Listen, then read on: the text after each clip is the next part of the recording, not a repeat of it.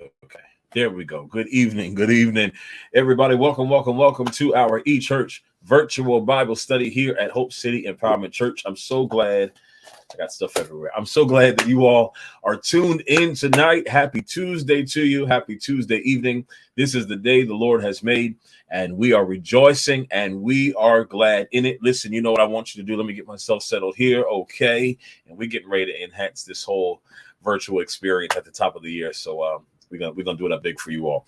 But nevertheless, welcome. We're gonna do some shout outs, but I want you to do something right now. I want you to tag someone, tag at least two people.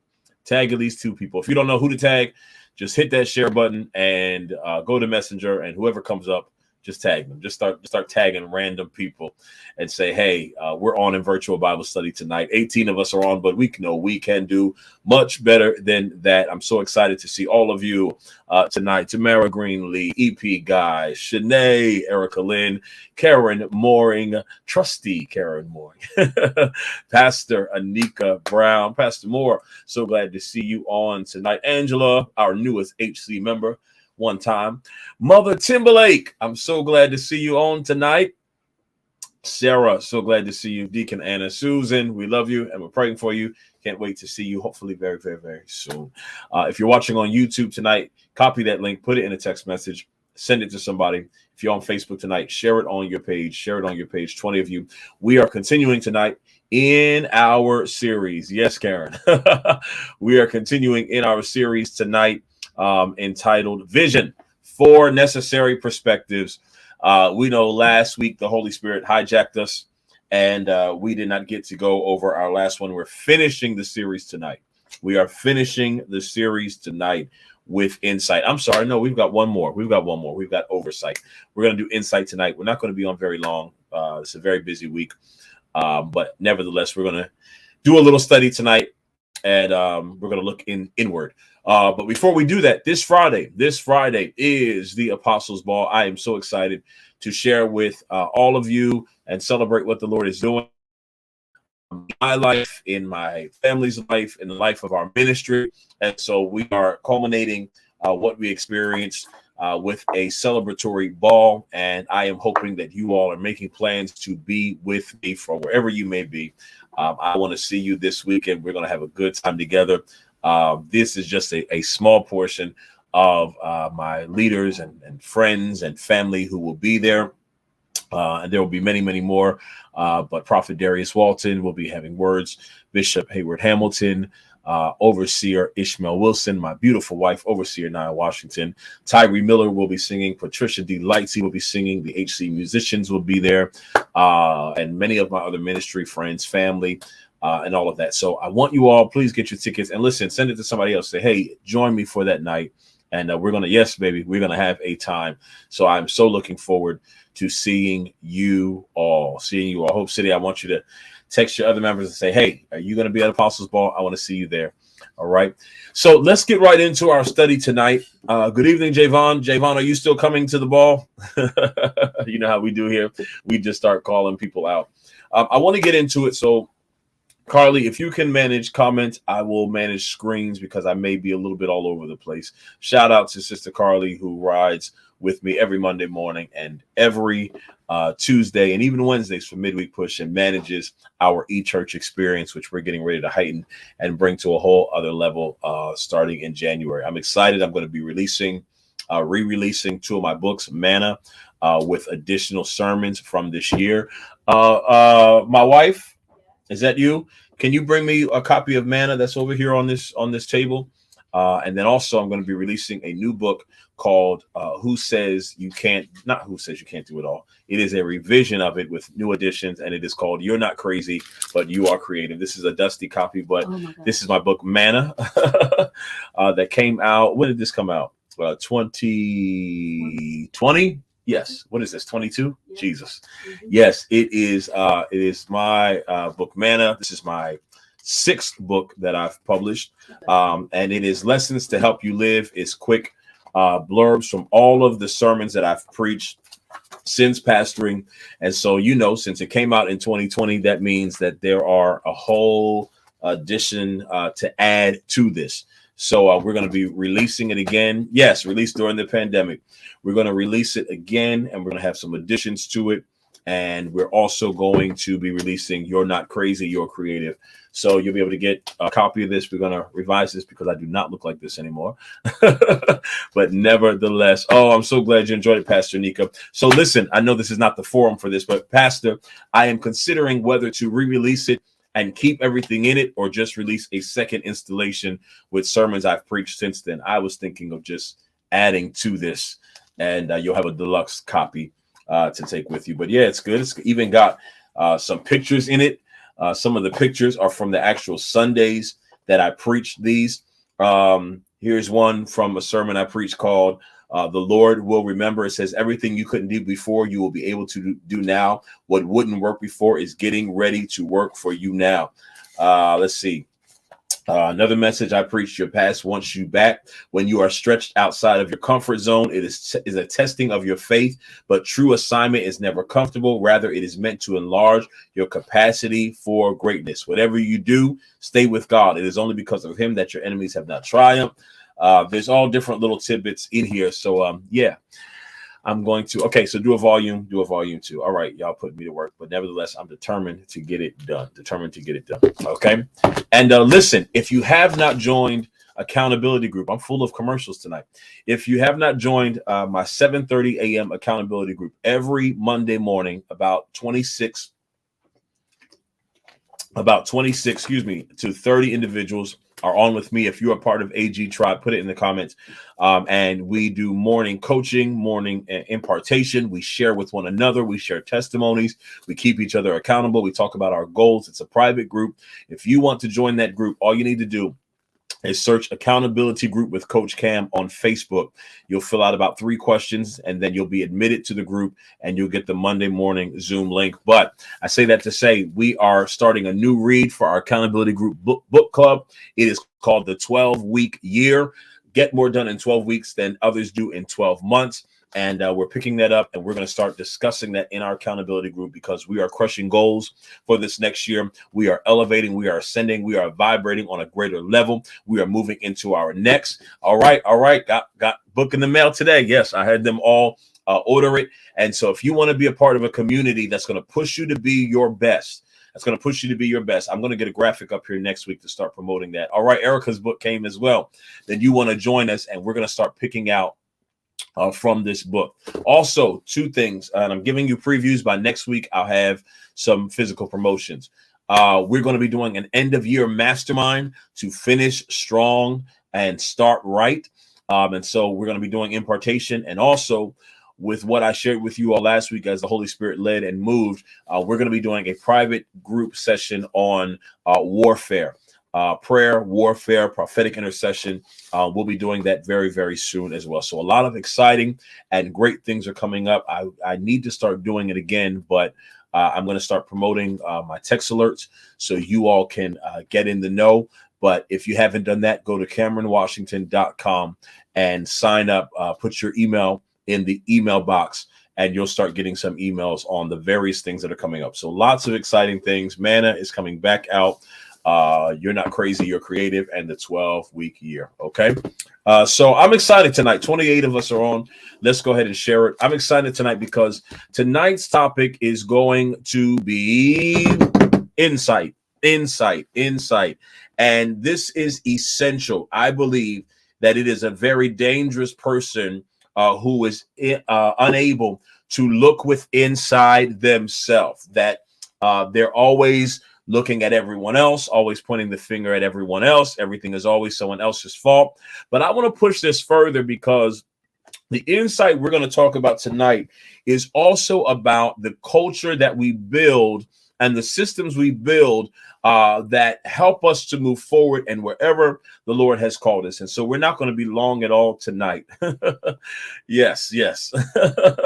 But we're going to just kind of look at insight for a quick moment. All right. So I kind of already said it. But what are some other definitions that you all may have of insight? Go ahead and put that in the comments. Dr. Eric, so glad to see you tonight. Pastor Moore, as always, you are so awesome, and thank you for putting everything in there. Okay, so I wanna kind of give you a bit of a definition, and we'll kind of break this down. So, insight sees an introspective perspective. Say that 3 times. Introspective perspective. What that means is it looks inside. It looks inward, seeing the situation within our inner world. Insight asks, and this is what I want you to write down, screenshot, or bullet. It asks, what am I cultivating? Normally, we decree and declare in the comments, but tonight I want you to put that question in the comments. What am I cultivating? I want you to write that in your notebook, underline it, bold it, capitalize it, color it, circle it, arrow it. What am I cultivating? In order to discern the personal culture that we carry. And so we see 2 major words here, and we're going to deal with this for a minute. We see the word cultivate and we see the word culture. We see the word cultivate in the form of the question, what am I cultivating? And we see the word culture in regards to personal culture. All right. So if you've written down what am I cultivating, I also want you to write down personal culture. I want you to write that down. And so we hear that word a lot. We hear the word culture a lot. Particularly, we're hearing it a lot in the new age of church and progressive church through marketing and media, and moving more so away from the staunchy religiosity of it to now. Many ministries are focused on building a culture. Even at Hope City, in our mission statement, one of the things we say is we are building a culture of excellence.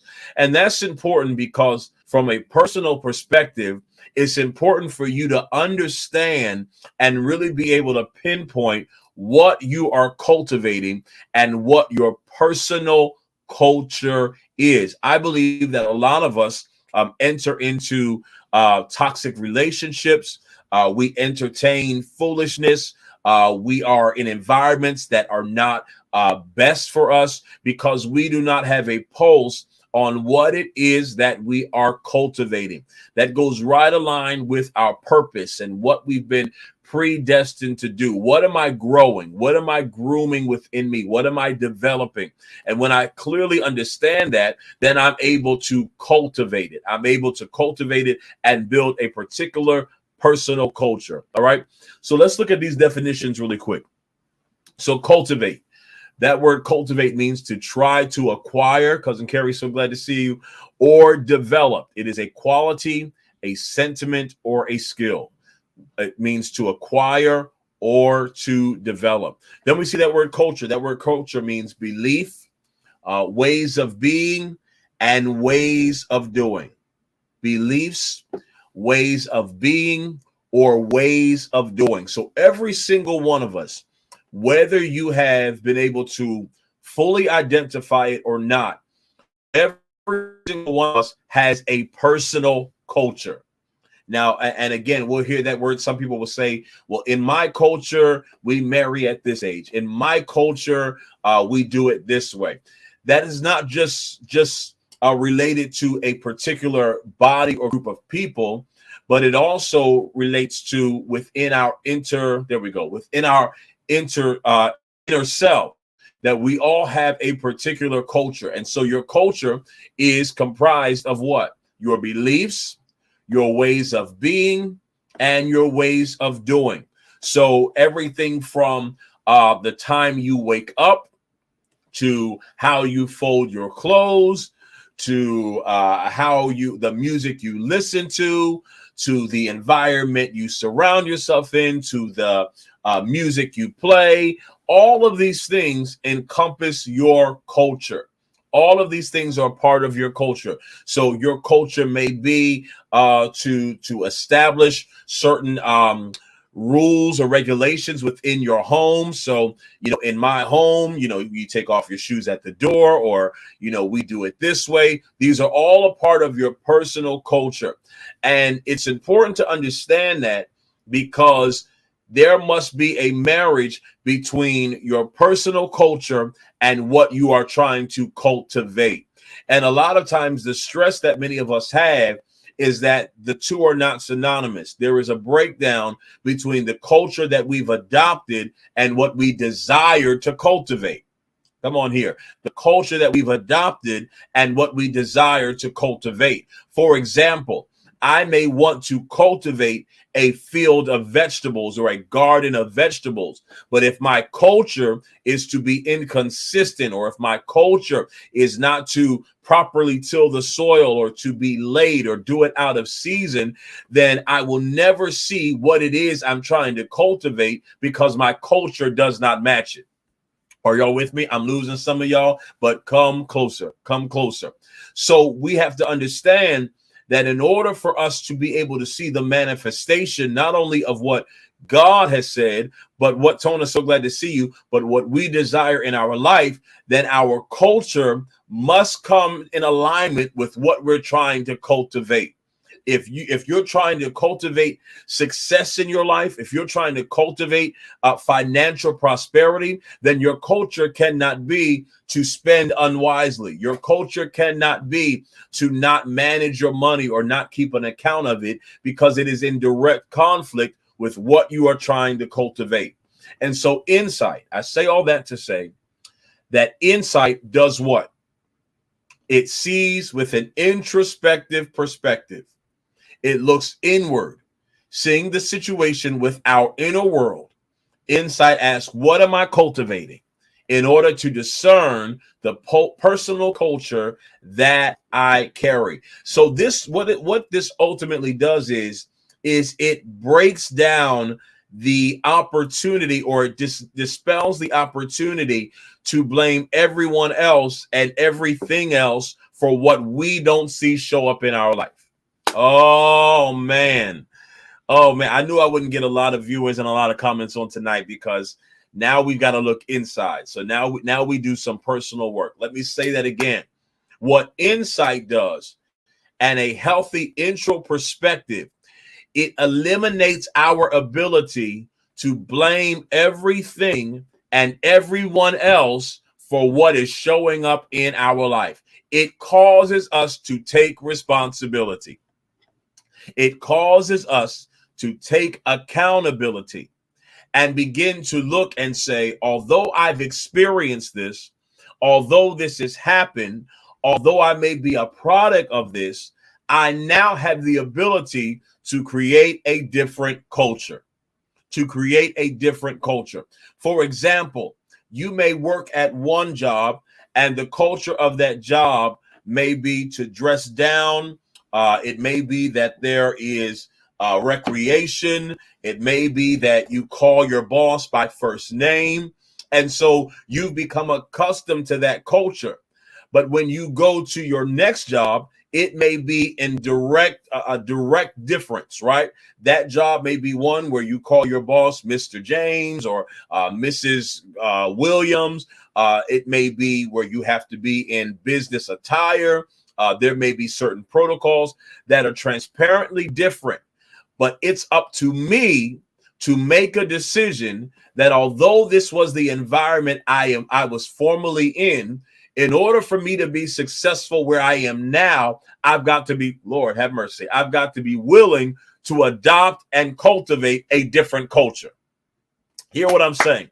And for many of us, the reason that we are stagnant and the reason that our forward progression is such a strain is because we have chosen to try to keep the culture of where we were and what we've experienced before, and it is hindering our ability to cultivate the new thing. I believe wholeheartedly that in every progression of life, in every ascension of life, the main question that needs to be asked is, what is the culture necessary to sustain this? Right now, even in Hope City, I had a meeting with some leaders and this past Sunday, And one of the things that I shared with them is we are now developing a new culture. We're developing a new way of doing things. Watch this. Not because the old way was bad, but it, Lord have mercy, it no longer serves where we're trying to go. And we cannot blame anything else for a lack of growth if we ourselves have not done what we need to do to produce growth on a different level. Even with the pandemic, for many ministries, we've had to adopt a different culture, a different way of doing things. I thank God that, that he has anointed me with creativity and innovation. So when the pandemic hit our ministry, and y'all tell me if this is good, if you're getting something out of this. I know this is more kind of teaching tonight than it is prophetic, but I thank God that he downloaded me with that, because when the pandemic hit, we didn't have to scurry to figure out. We already had systems. And I've told you all many times, and I've prophesied it, that the Lord is going to download you with that same type of innovation where you will be ahead of the curve. You will live in a proactive space and not a reactive space. But when you are not sensitive to the times and try to keep a culture that no longer works, then you have to be reactive. And so for many ministries, it became a panic, because now they had to learn and adopt a different culture and deal with resistance and deal with how do we do this. And many were frustrated because it was a necessary move. If churches would have only remained in the no, all we do is in person, then as we saw, a lot of churches lost membership or were unable to open again. Why? Because they were unable to navigate the new culture. And it's a place that we as believers and in Christianity have to get to, where we learn how to adopt the systems that are going to cultivate what it is we want to see. And so I say the same thing to you tonight, is you have to ask yourself, what is it I'm cultivating? I want to ask you that tonight. What is it that you are growing in your life? What is it that you're developing? And does the culture of your life complement what it is you're trying to develop? I'm trying to cultivate a greater prayer life, but you haven't organized your schedule to include prayer in it. I'm trying to cultivate greater connections, but you still entertain toxic connections. I'm trying to it's strong meat tonight. I knew it would be a little desolate tonight. I'm trying to cultivate more consistency in my life, but you don't use a calendar. You don't set alarms. And we're wondering and we're praying why we're wondering and we're asking God why it is that we don't see progression, but it's because our culture does not match what we're cultivating. I hope I'm saying something to you tonight. And so if you don't hear anything else I say tonight, I want you to leave with that question. What are you cultivating? And are you clear on what your destination is and what it is that you're trying to groom and trying to grow, so that now you can look at the systems of your life. You can look at the systems of your life and the culture of your life to see if it complements where you're trying to go. Because we believe we don't get ready when it comes. We start preparing ahead of time.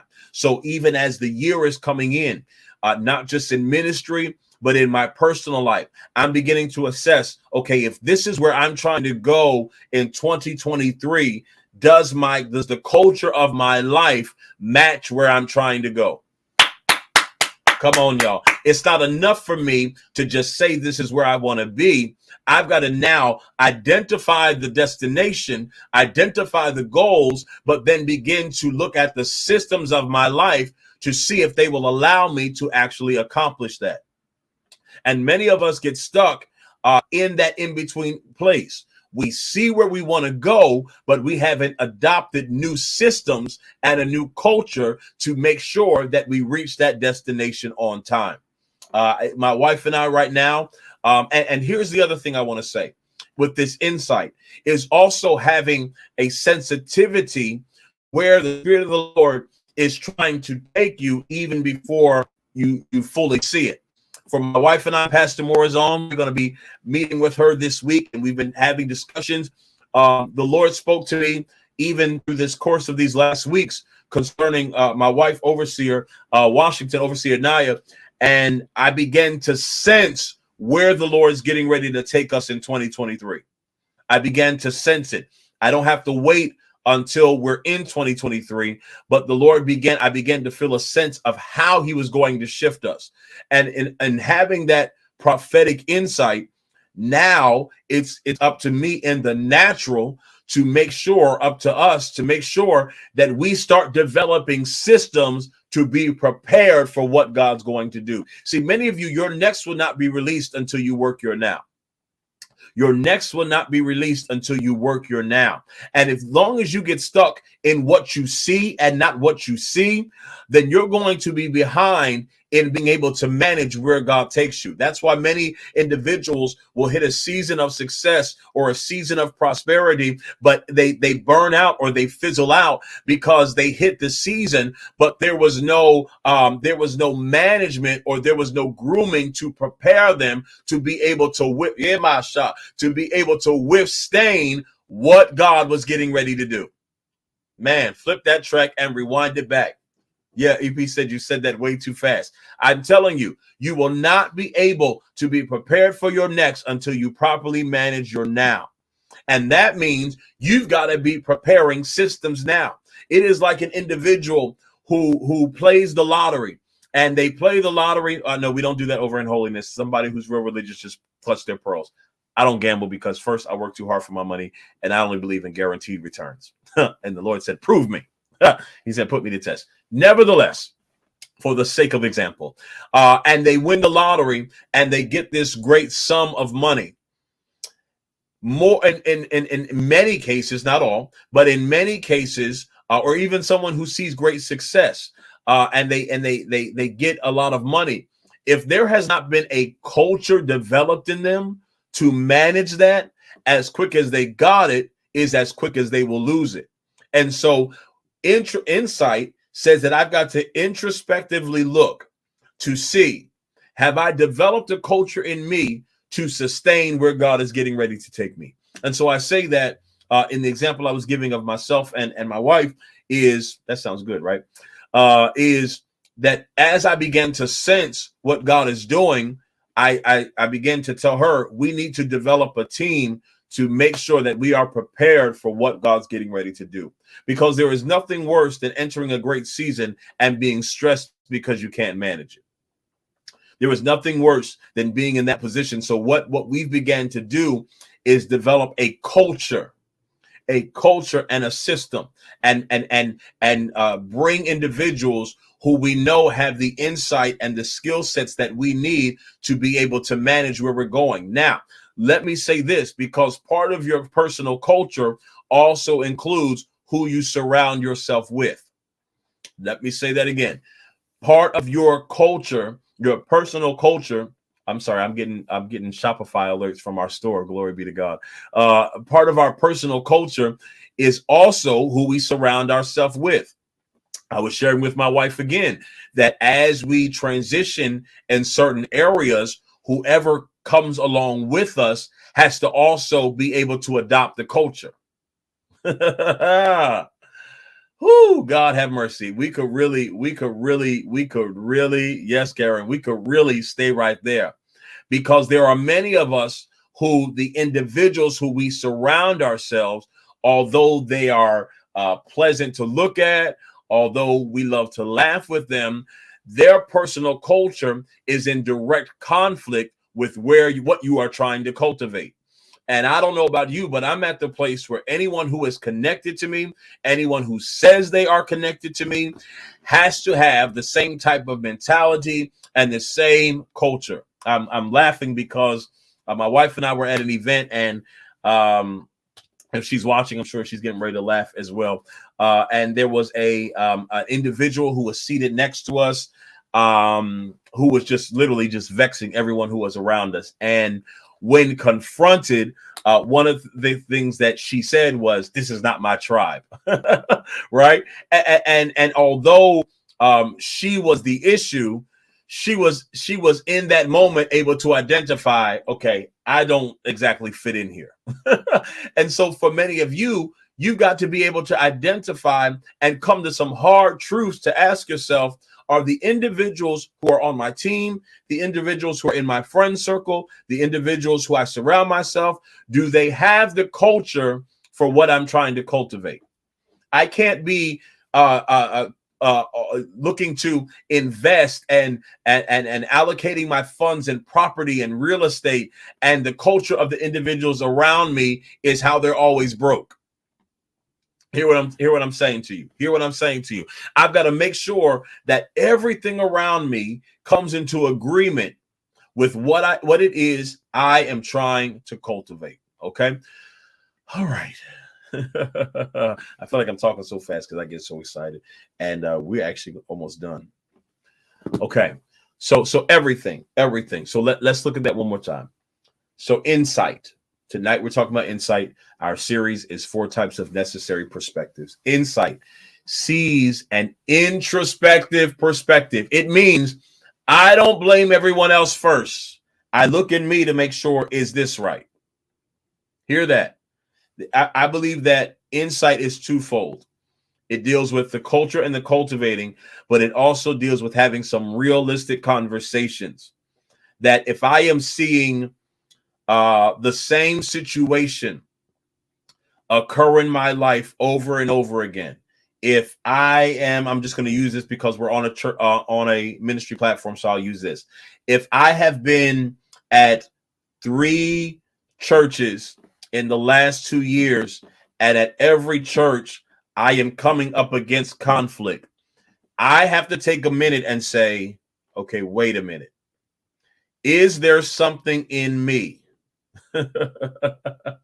See, some will hear this, but will not accept it, because we love to believe that we are so anointed, we are so prophetic, we sleep on Jesus' chest, and it just absolutely could not be us. So what do? We start creating narratives. My anointing is just too much for people. I'm just gifted and people can't handle it.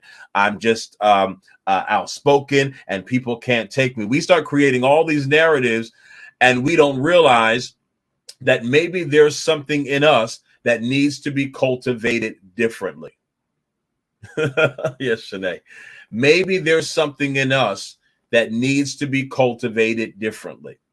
I firmly believe that if we are coming up against the same adversities and the same issues and circumstances over and over again, it requires an introspective look. Missionary Angie, love you. We've got to now look at ourselves. And here is the thing. And it is not always, and this is the hard truth for many is, and it's not always that something is necessarily wrong with us. It's just that something could possibly be better. And it also requires us, again, to identify the atmosphere that we are in, because there are certain introspective cultures that may work some places that won't work others. For example, my personal culture as Cameron is not extremely, but is somewhat different from my personal culture as pastor. Come on, y'all don't hear what I'm saying to you. They are still me, but I understand that if I want to see growth in ministry, I've got to adopt a ministry culture. I can't, y'all see how my voice started getting strong? I get excited. I can't take the culture of Cameron into everything I take into the culture of ministry. Because some things that I can say as Cameron will wound a saint being their pastor. So I have to understand that depending on what I'm trying to cultivate, I've got to adopt a certain culture. And for many of us, we've got to move from the place of, and I'm not saying that you become someone else, but I'm saying that you're wise enough to understand that what I'm trying to grow is sometimes bigger than who I am. Man, come on here. That what I'm trying to cultivate is sometimes bigger than me being so stern, and this is just who I am, take it or leave it, accept it or not. And now we're on an island of our own, happy being us, but we're not seeing any growth. And so as spiritual beings, we've got to understand that if I'm going to excel in this area, then I've got to adopt the culture that will best cultivate this. Do y'all hear what I'm saying? I'm trying to help us to see this insight that it's not always, because what happens is pride makes us think by changing my culture, I become someone different. And that is not true. That is what the enemy wants us to think, so that we get stuck in just being us. And now we're damaging friendships. We can't grow. We can't build partnerships. As soon as we make a friend, we lose a friend. As soon as we are at a ministry, we leave a ministry, because we believe that if I begin to change my culture, I change who I am. But the wise perspective says, depending on what I'm trying to grow and depending on what I'm trying to cultivate, I have to adopt the culture that best suits that. Excuse me. Are you all hearing this tonight? Is this helping you? I see your comments. So this is why insight is so important, because when you don't have insight, you will be frustrated wondering why you're not seeing progress in your life. You're going to be frustrated wondering why relationships are not working. You're going to be frustrated, even in relationships. The culture that may have worked with the last may not work with the next. Well, my ex, they could just take how I said it. They didn't get offended. Yes, but now there's a different culture because you're cultivating something different. And so we've got to have insight. We've got to have insight. I want to go right back to that, very quickly. So insight sees an introspective perspective. It looks inward first. Somebody just put in the comments, inward first. Inward first. What does that mean? That means before I get upset in the next situation, I'm going to take a pause and say, wait a minute. Let me look at me first. I can't tell you how many times, and the Lord has really grown me to a great place now where I don't struggle with this, but how many times I've had a moment of reaction, and then in hindsight, I started and I was like, oh, wait a minute. I could have handled that differently. EP's on here. I think even not too long ago, I shared with her. I said, you know what? I wish I would have handled this differently. Not that how I handled it was necessarily bad or horrible, but I could have handled it differently based upon the result that I wanted. Woo! See, it's not about it being bad. The question is, what is the result that you want? And for many of us, we have moved into this space of instant gratification, but there is no long-term reciprocity. Hear what I'm saying to you.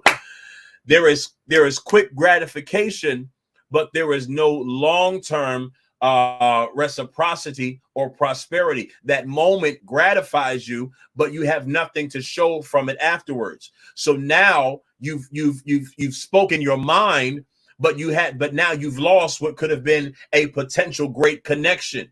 You've shared your thoughts, but now you've ruined your witness. You've disconnected quickly, but now you've lost the resource you needed for your next. And so introspective thinking, it uses wisdom to say, before I react, what is the intended result?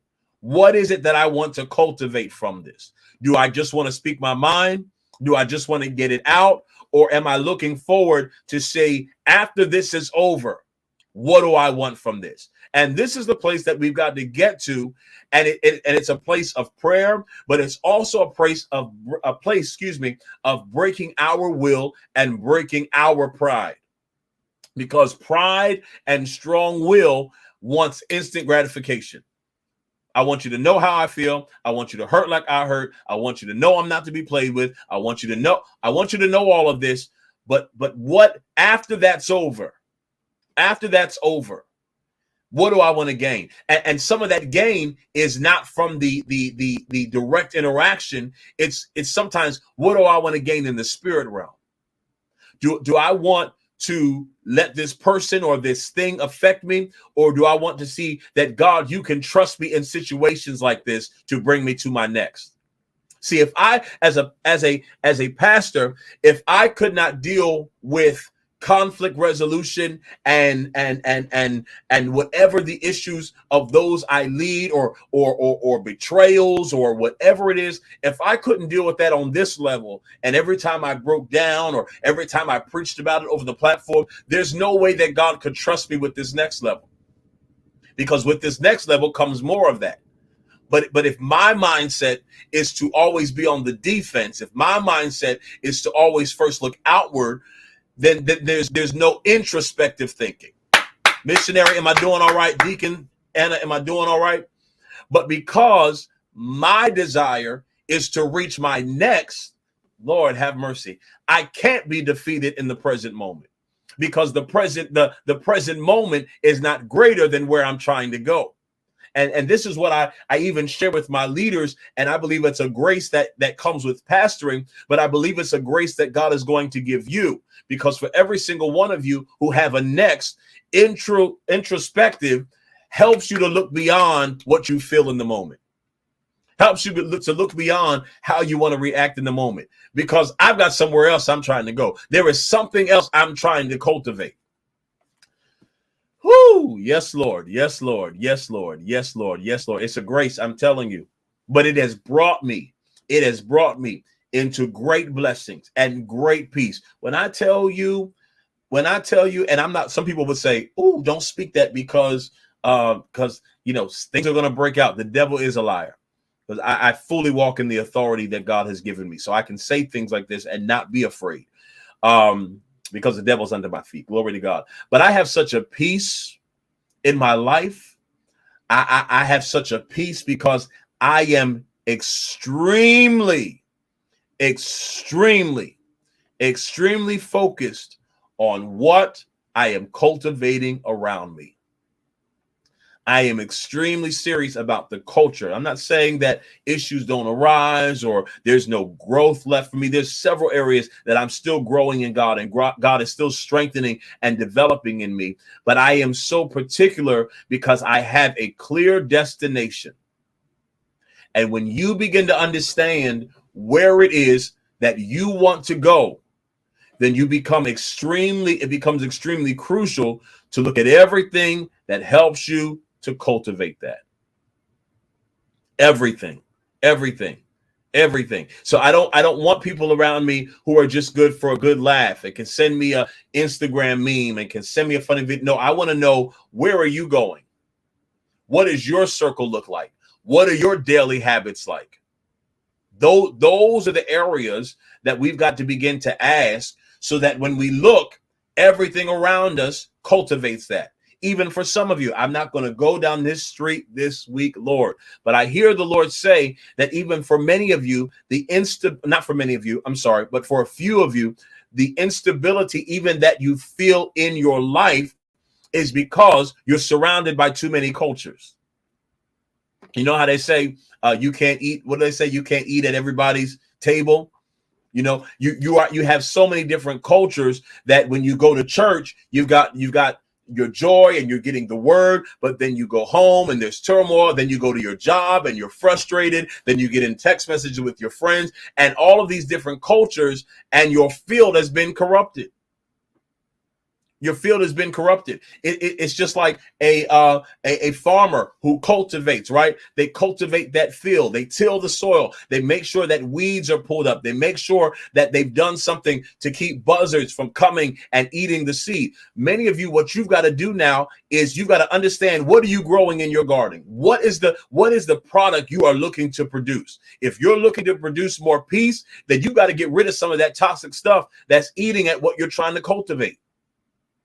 It's not all of it is not just a prayer. It's you've got to do it. You've got to cut some of those cords. You've got to disconnect some of those things so that when the harvest begins, you can see production. Man, come on, y'all. And this is where God has us, because your next is contingent upon your culture. Your next is contingent upon your culture. And for some of it, it's going to be hard. It's going to be hard. But when you are clear on where you're trying to go, I can tell within one conversation if a person is part of the culture I'm cultivating, just by their language. It only takes me one interaction. They don't have to get up close. We don't have to go out to eat. We don't have to be best buddies. We don't have to text for 6 months. I can tell from one conversation, oh no, and it's not because they're a bad person. It's just that's not my culture. And you've got to be very clear on that. You've got to be very clear on that. You've got to be very clear on that. And you've got to have a prophetic sensing of even where God is trying to take you. Because I already know, for me, now I can't speak for you, but you can agree with me. You can give me a hand up in the comments. I already know for where God is taking me, what worked for me now has to work on a different level. I can't look at my success of 15 years, going on 16 years in December as an entrepreneur, 12 of those full time. I can't look at that and say, well, it worked for this, so let me just keep doing that. No, I'm going to frustrate where I'm going, because where I'm going requires a different culture. It requires a different mindset. I've got to think on a greater level now, and I can't take some of that. It worked for then. And there's a lot of us who we haven't done introspective. We think it's everything around us, but it's that we haven't shifted to make sure that what we're cultivating, the culture of our life, meets that. Some of you want success and you want prosperity, then you've got to change some of your cultures. You can't oversleep every day. You can't rush to get out the door every day and be frustrated. Oh Lord, take me off this job. Oh Lord, take me out of here. But your culture matches where you are. That's why you're stuck there. Now, I said something right there. That's why you're stuck there. Your culture begins before the cultivation. Hear what I'm saying in this. Say that 3 times. Your culture must begin before the cultivation. A farmer is only successful because of their habits. Woo! Y'all hear what I'm saying to y'all tonight? So you've got to start ahead of time. You got to start changing it now. Lord have mercy. Angie, I would love to hear that scream right now on this broadcast. You got to do it ahead of time. And you're complaining, but you haven't changed anything, because to you, it's everything else. It couldn't possibly be me. But you don't get up on time. You're always late. You don't manage your finances properly. You've got people around you who are not your next level. All of these things that are what? That are decisions that we make. So if I want a different result, I got to adopt a different culture. I can't say, oh, well, Lord, once you put me in this job, then I'll start getting up late. No, you won't. Then I'll start getting up early. No, you won't. No, you won't. Because it's got to be in you. It can't be there. It can't be contingent upon. It just has to be who you are. And so I believe, not to be pretentious, but I believe that even in my life, a lot of the success that the Lord has blessed me to see is because I've tried to develop a certain culture. And when I feel myself getting off of that, I one thing I asked the Lord for, this is going to go, yeah, I could probably cry, but I won't. This is going to go spiritual, but I'm going to come back to this, because I believe that for many of you, this word tonight is going to unlock something in your economy. I believe that. I was driving the other day, EP. I'm going to talk to you like how we talk in text message and voice notes. I was driving the other day, and I said this to myself, and I pray this prayer a lot, but I said it specifically this day. I said, Lord, my prayer is that you never remove my conviction. I want y'all to hear that. I said, my prayer, God, never remove my conviction. I never want to feel like, what if I'm doing something out of your will, that it's okay. Because I believe that we are in a culture that conviction has been diluted. We have no conviction about. We just and I'm not saying that I always get it right, but what I do want is I always want to feel bad. I always want to be convicted. And so, yeah, it's a gift. And that's my prayer. That's my prayer, Tyra. That's my prayer, Angie. That's my prayer, Sedona. I'm telling you, and that's why I feel I'm getting emotional about it even now, is I don't ever want to not be convicted. I want to always have a pulse on, Cameron, you know you shouldn't be doing that. You know, you shouldn't be thinking that. You know, you shouldn't have said that. I want to always have that, because what it does is it keeps me accountable to where God has elevated me to. It keeps me accountable. I am not, and again, I'm not trying to be pretentious, but I am not a pastor. I'm not an apostle, regardless of what anyone has ever known about me, whatever I have done, and I have done some stuff. But regardless of that, one thing I can say is God has always kept my conviction. And I am now this is just me. I can't speak for anybody else, but I am not the type of leader who's just okay just doing anything. And I'm not saying, again, I am not perfect by any means necessary, but my prayer is always, Lord, keep my conviction.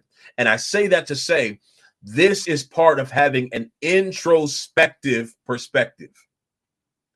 Is in every situation, one of the things I always ask myself, whenever I have meetings, whenever I counsel, even after I preach, one of the things I always ask is, okay, God, were you pleased with that? Okay, how could I have done that better? I always assess. I always do a personal assessment. And sometimes I got to come back like, okay, I could have did that better. Or I have to apologize. Even, sometimes, we're very transparent with you all, even with my wife, I'm learning marriage. I'm learning marriage, and, normally Cameron is just, I just say anything, but I'm learning. Okay. You know what? Sometimes I got to go back to my corner, and be like, okay, let me just go ahead and apologize. Cause that wasn't, I could have did that better. I could have said that better. I have to, but I can't live from the space of, well, this is just how I feel. Why? Because above how I feel, I want a successful marriage. And having a successful marriage means that sometimes I got to look inside myself and say, okay, how could I have done that better? Devonna, you said something right there. It feels good. Tanya, love you. Feels good to feel bad. So that's the space that I pray I always want to live in. I don't want to drink the Kool-Aid. EP, do I say that all the time? I don't want to drink the Kool-Aid. All of that, elevation and things that just happened. I was grateful. I was happy. But in the back of my head, I was like, Lord, please don't take my conviction. Like, don't allow me to don't turn me over to a reprobate. Just allow me, when I'm wrong, I want to feel it. When I'm wrong, I want to feel it. I want to feel it. So, yeah. So insight is our topic tonight. And we're in our space for therapy. I have a couple other notes on this. I'm just going to read them. Here's the other thing I want to say, and I'll finish here. Lord always does this. I know my wife was shaking her head because before we got on here, I was like, I don't know how this is going to go. She was like, the Lord always gives you something. I was like, I don't know about tonight, but it was touch and go there for a minute, but the Lord brought us on through. Hallelujah. Glory to God. So I want to read a scripture really quick because I think that part of having insight is you also need some people who can see inside of you. Let me say that again. Part of insight is you've also got to be surrounded by people who can see inside of you, because it is very easy to allow success, to allow prosperity, to make you lose your conviction and dilute what the things in you that need to be developed. And so I started thinking about a scripture, and I asked my wife, I said, pull the scripture up for me and send me a screenshot of it because I want to read it to you all. And it's a story that you all know, and I want you to read it when you have time. I won't read all of it now because for the sake of time, but 2 Samuel chapter 12. 2 Samuel. Yes, Angela, who can see inside of you? 2 Samuel chapter 12. That's such a good point. It is a story after David sleeps with Bathsheba. You all know the story. He puts her husband on the front line, has him killed because he impregnates her, all of this. But he has a prophet in his life. He has a prophet in his life by the name of Nathan. And Nathan presents to him a parable of sorts. Thank you, Pastor Moore. And he asked David, what would you do in this situation? He asked him, what would you do in this situation? David tells him what he would do. And Nathan says, well, the man in this situation is actually you. He brings him back to reality, because many times we are good at judging others, but not seeing ourselves. I wish I had some soaking worship music. EP. Many times we're good at seeing others, but we're not good at seeing ourselves. And in that story, David was able to point out the error of the person in the story, not realizing that he was that person. And so every single one of us needs someone who can point us back to ourselves. We all need somebody who can point us back to ourselves and say, no, no, no. It's not the elements around you that's messing things up. It's you. And a lot of times we don't want that person. A lot of times we fight that person, but it's necessary because that person, and I feel even prophetically right now, conviction hitting someone who's identifying who that person was, and you've been giving them a hard time. But that person is going to be the one to unlock your next level. Can I tell you something? Some of these people that we have in our life that, yes, ma'am, yes, sir, you were right, go along with us with our foolishness and all of that stuff. They're not going to unlock that door. They're not going to push us into our destiny. It's going to be the one that gives us the hard truths.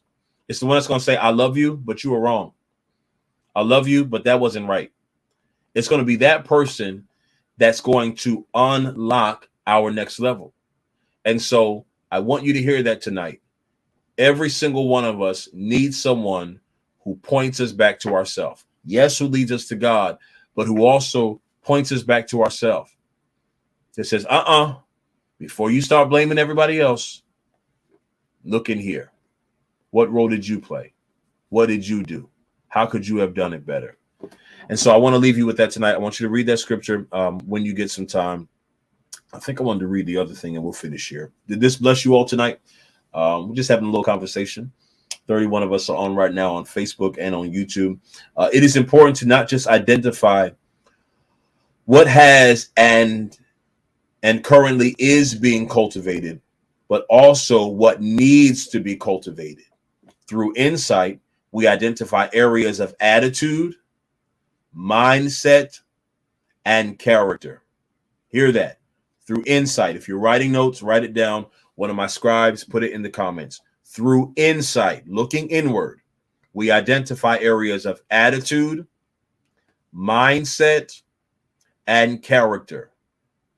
Okay? So those are the three things that through insight, we are able to identify and to assess and to make better. Okay? Attitude. What is the attitude I carry from a day to day? Where is my attitude positioned? And whichever way it's positioned, what's adding to that? If I wake up frustrated every day, what's causing me to feel that? What is it? Is it the environment? Is it the people I'm engaging with? If I wake up joyful, why is that? Is it because I've made it a habit of getting up early and meditating? I've made it a habit to, and I'm talking about just simple life things, to lay out my clothes the day before so I'm not frustrated. What are the things that I'm doing that are causing my attitude to be what it is? Or what things can I add? If I know, and the question is, what kind of attitude do you want? If I know I want to wake up in the morning and not be groggy, then I know, okay, I got to change my night before so I can get a good night's rest. Just simplistic things, but we've got to first identify these. I know I want to be in a place of peace, so I try to surround myself with peaceful people. I don't really deal with a lot of people who are chaotic and all over the place. That just is not for me because I don't want to adopt that energy. A lot of you, oh man, a lot of you, the attitude you have is not even yours. No, put that in your pipe and smoke it. A lot of the attitudes we have are not even ours. We've adopted what's coming to us throughout the day. So you leave your house happy and you get on the phone with somebody and now you don't know why you feel that way, because we begin to take on whatever is in our culture. Whatever is in our culture, we begin to take on. We adopt it. We become accustomed to it.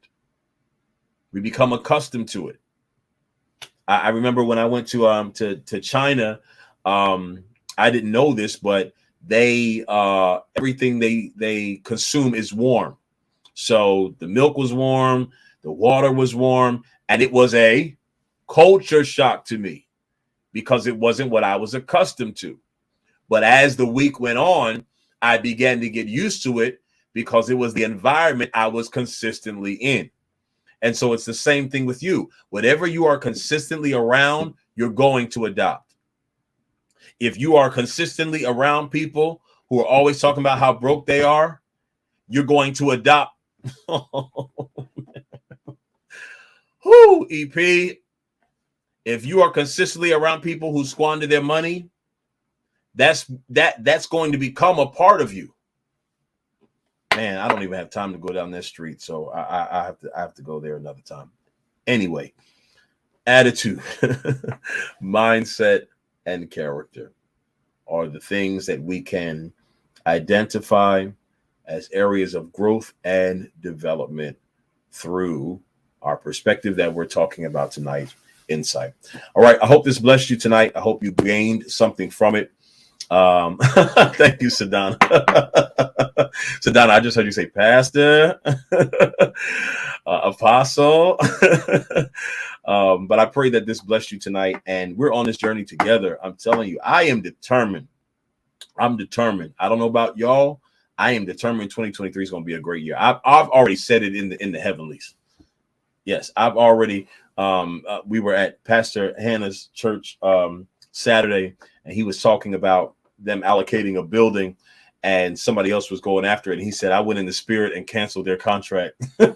So I've adopted that phrase. I've already gone in the spirit and negotiated it. 2023 is going to be a great year. And so I'm doing many things now. I'm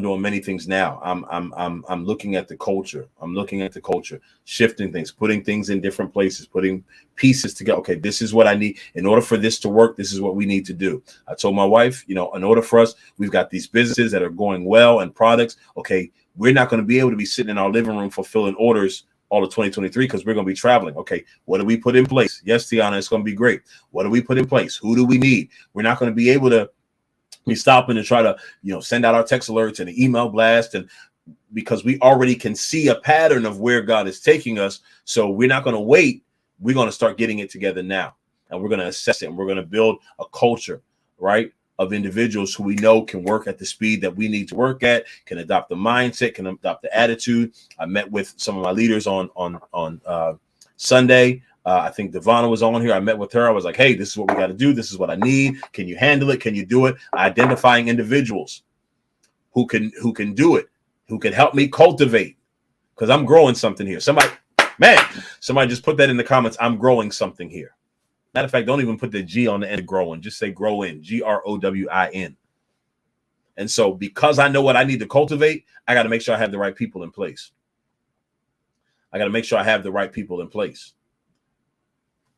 Nope. I'm getting ready to open up a whole can of worms.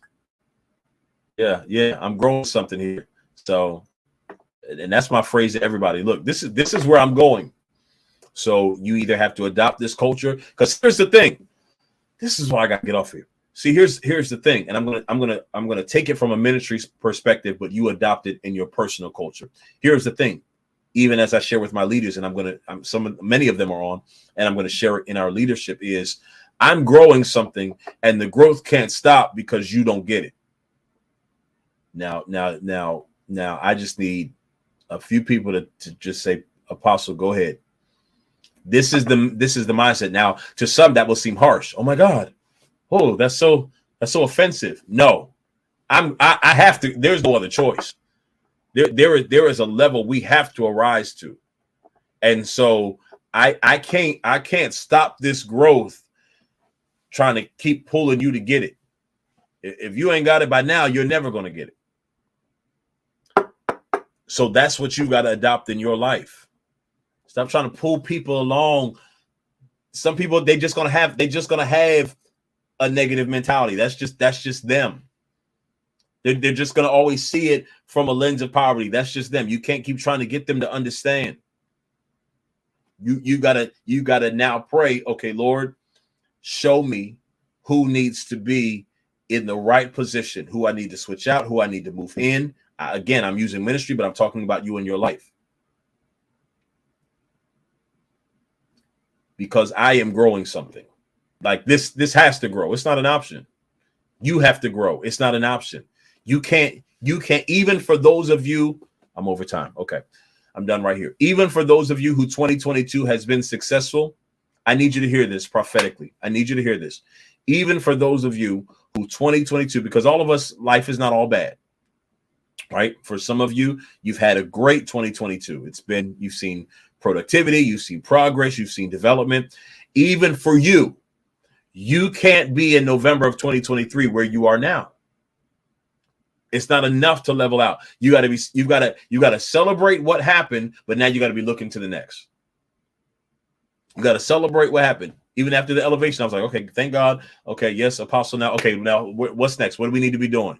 On to the next, because we got to continue to ascend, which means we got to continue to cultivate, continue to develop the culture around us in order to be where we want to see ourselves. 2023 is going to be a great year. Decree and declare it right now in the comments.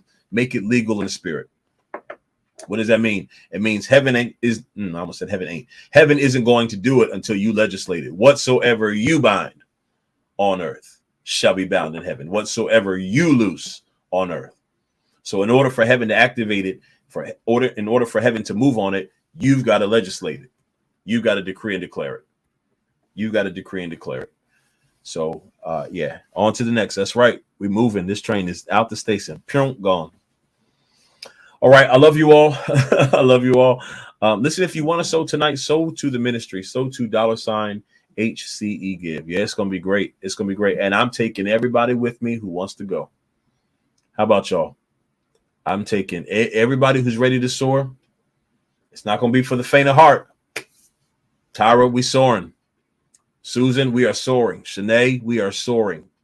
I don't just want it for me. I want to look around and I want to see EP launching books and opening businesses. I want to see Sedona doing stuff. I want to see Karen grow. I want to see the people around me. I don't want to look down this year. I want to be looking level. Like, you got, okay, go. You got that going? Okay, go. I want to see success for everything and everyone that is connected to me. Why? Because it's a part of my culture. Yeah. All right. I love you all. I don't know about midweek push. This is a very, very busy season. So we're going to get back to it, but I just need to recalibrate a little bit. So I don't know if we'll be on midweek push tomorrow. Just check in. And if you see me on, holla at your boy. Nevertheless, again, this Friday is the Apostles' Ball. Are y'all coming to my ball? Just tell me if you're going to be there, please. I hear it's going to be a movie. I hear the creative team. Shout out to, no, I'm going to wait. I'm making premature announcements, but we got some new teams and some new leads that are going to be popping up in Hope City, because it's time to move. Choo-choo. It's time to move this train. And I see so much for what we're doing next. So praise God, Yvonne. Love you, Sister Yvonne, one of our trustees as well. Elder Bradley is going to be in there. Sedona is going to be in there. Tyra is going to be in there. Okay, Anna's going to be in there. I see you. So I will see you all this weekend dressed up in your finest. We're going to have a good time in the Lord. And then listen, the Wednesday before Thanksgiving, Pastor Moore is going to be there. Come on, all the way from the DMV. The Wednesday before Thanksgiving, let's put that up on the screen, Carly. We're going to be feeding the homeless. And we are so excited. Oh, Shanae, hate that you'll miss it as well. We're still looking for volunteers. We know we've got some of our Rhema family. Hope City is going to be in numbers, but we want you to meet us, and we want you to sign up to assist. HCEmissions@gmail.com. Shout out to our amazing missionaries who are overseeing this effort. Overseer and I will be there. Our daughter will be with us. We're going to be feeding the homeless, giving back. But for the grace of God, would it not be us? And so I believe that this is the will of the Lord concerning our ministry for us to do this. And so I'm asking you, I don't even want to say make the sacrifice. I don't even see it as a sacrifice. This is our reasonable service. This is our reasonable service. Jesus said, if you love me, feed my sheep. And that doesn't just mean spiritual. That means with natural food as well. So I want us to be there. I want us to be there in great numbers. Yes, Shanae, if you send the address is on the bottom of this flyer, but I believe, and missionary Angie and missionary Sedona. I'm sorry. Am I in the spirit? Missionary Divana are both in the comments, but send an email because I believe we have to have an accurate account of who is going to be attending to assist. So yeah, this isn't a sacrifice. This is our reasonable service. Yes, Adonna, that came out smooth too, didn't it?